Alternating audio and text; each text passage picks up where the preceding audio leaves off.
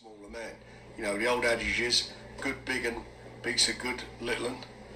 You know, I always say a really good boxer will always beat a big puncher. Two different scenarios, but what it was a really good boxer beat a big puncher, and a good little un beat I thought, an average big un.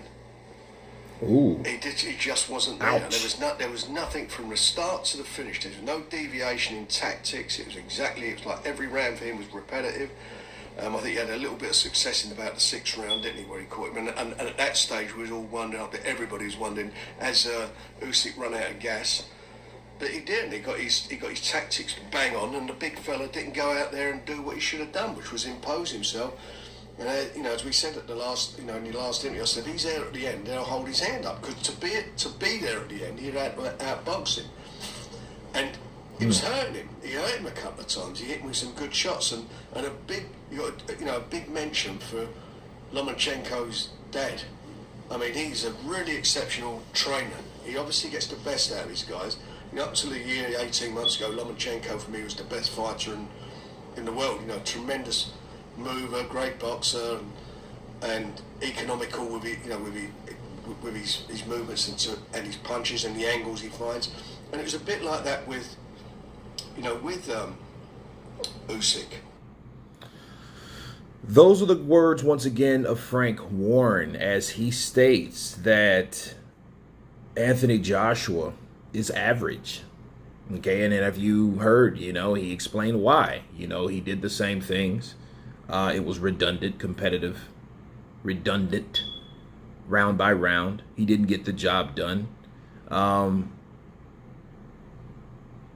For Alexander Usyk to be still there at the final rounds, that means he had to be there and doing what he had to do to execute his game plan, which made sense. And that's exactly what I predicted. Like, if it's by decision, it will be Usyk, because if Usyk is able to take what Anthony Joshua has ditched out, okay, then you have a new heavyweight unified champion.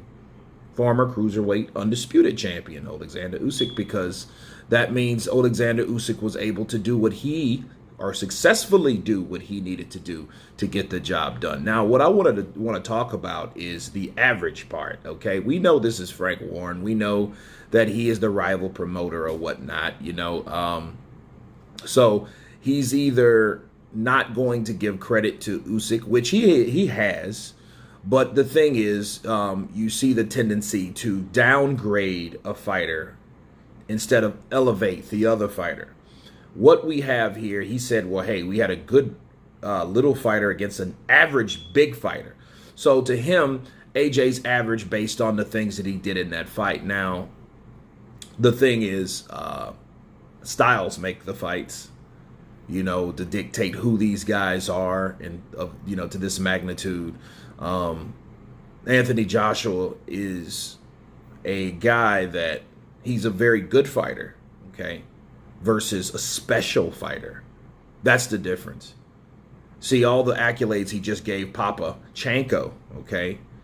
Well, Papachenko, is an exceptional trainer, and they do different things over there in the Ukraine. And, and it's like, you have to acknowledge the special gifts before, you can't have it both ways. You can't say this guy is all that in a bag of chips and then say this guy here's just average now. No, it just shows you that Alexander Usyk is a special fighter versus a guy that's very good. Okay, that's how you look at it. So you're looking at it like this versus this.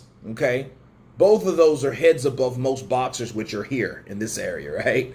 So Joshua's like here and Usyk's like here. Okay, that's how you look at it. But of course, we're dealing with Frank Warren, But then again, could you argue with what he said when he showed the breakdown? No, you can't. You couldn't, because Joshua did average. He did minimum.